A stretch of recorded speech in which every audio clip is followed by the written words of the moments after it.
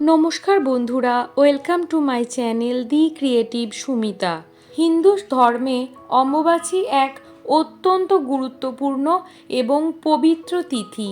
বিশেষ করে সতীপীঠ কামাখ্যা ধামে এই সময়কে কেন্দ্র করে গড়ে ওঠে এক অলৌকিক মহিমা।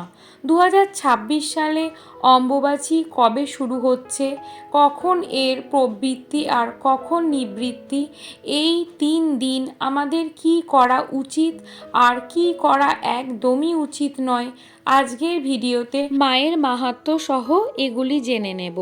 অম্বুবাচী কেন পালন করা হয়? হিন্দু শাস্ত্রমতে কামাখ্যা দেবী হলেন আদি শক্তির প্রতীক। মনে করা হয় আষাঢ় মাসের এই সময়ে দেবী কামাখ্যা এবং ধরিত্রী মা ঋতুমতী হন। এটি নারীত্ব ও সৃষ্টি শক্তির উদযাপনের উৎসব। 51 সতীপীঠের অন্যতম এই কামাখ্যা মন্দিরে, যেখানে একটি প্রস্তর খণ্ডকে দেবীর রূপ হিসেবে পূজা করা হয়, অম্বুবাচীর 3 দিন ব্রহ্মপুত্র নদের জল রক্তবর্ণ হয়ে যায় বলে অলৌকিক জনশ্রুতি রয়েছে। অম্বুবাচীর এই পবিত্র সময়ে নির্দিষ্ট কিছু নিয়ম পালন করলে শুভ ফল পাওয়া যায়। যেমন এই সময়ে ঘটা করে পুজো না করলেও ইষ্ট দেবতার মন্ত্র মনে মনে জপ করা খুবই শুভ।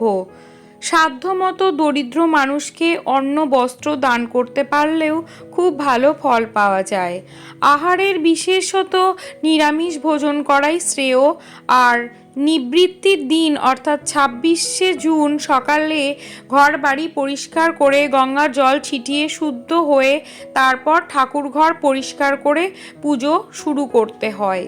শাস্ত্র মতে অম্বুবাচীতে কিছু কাজ করা একদমই নিষিদ্ধ, যেমন ভূমি খনন।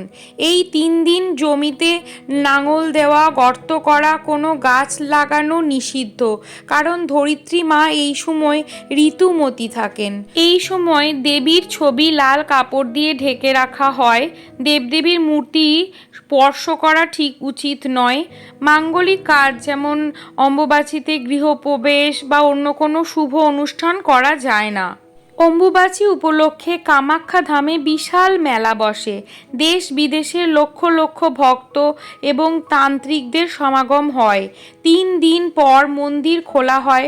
প্রথম ভক্তদের মধ্যে রক্তবস্ত্র বা অঙ্গবস্ত্র প্রসাদ হিসেবে বিলি করা হয়, যা অত্যন্ত সৌভাগ্যের প্রতীক বলে মানা হয়। 2026 সালে 22শে জুন আষাঢ় মাসের 7 তারিখে 1433 বঙ্গাব্দের সোমবার অম্বুবাচী প্রবৃত্তি সকাল 8টা 43 মিনিটে। অম্বুবাচী নিবৃত্তি অর্থাৎ শেষ হবে 10ই আষাঢ় 1433 বঙ্গাব্দ 25শে জুন বৃহস্পতিবার সকালে। আর মন্দিরের দরজা খুলে যাবে 26শে জুন শুক্রবার 11ই আষাঢ়। ওই দিন ভোরে মন্দিরের দ্বার পুনরায় ভক্তদের জন্য খুলে দেওয়া হবে। আসামের গৌহাটি শহরের নীলকণ্ঠ পাহাড়ে অবস্থিত মা কামাখ্যার মন্দির তন্ত্রের সর্বোচ্চ পীঠ বলা হয়। এখানে দেবীর কোনো মূর্তি নেই। অম্বুবাচীর দিন মায়ের এই অদ্ভুত অলৌকিক মহিমা সকলকে আশ্চর্য করে দেন।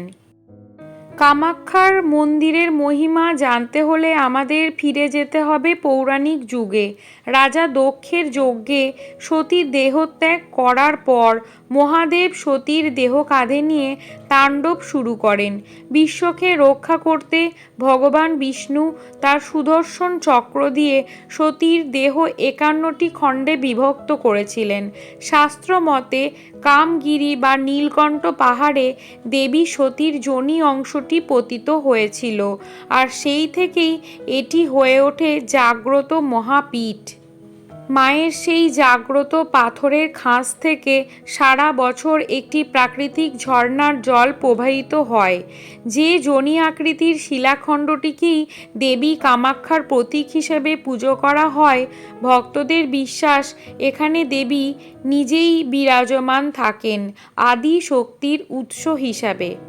অম্বুবাচীর এই ৩ দিন মন্দিরের জল রক্তবর্ণ হয়ে যায়, মন্দির বন্ধ থাকে। মন্দির খোলা হলে দেখা যায় একটি ভিজে রক্তিম কাপড়, ভক্তদের মধ্যে সেটি প্রসাদ হিসাবে বিলি করা হয়, যাকে অঙ্গবস্ত্র বলা হয়।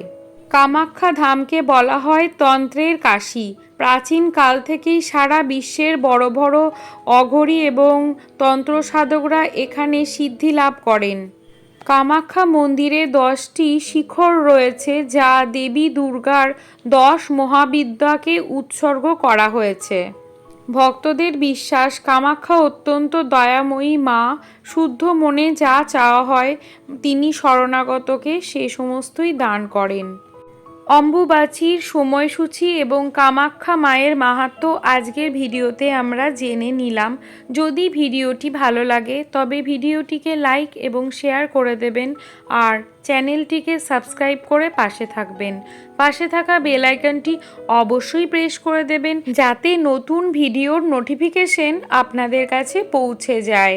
আর মায়ের আশীর্বাদ পেতে কমেন্টে লিখুন জয় মা কামাখ্যা। ভিডিওটি শেষ পর্যন্ত দেখার জন্য অসংখ্য ধন্যবাদ।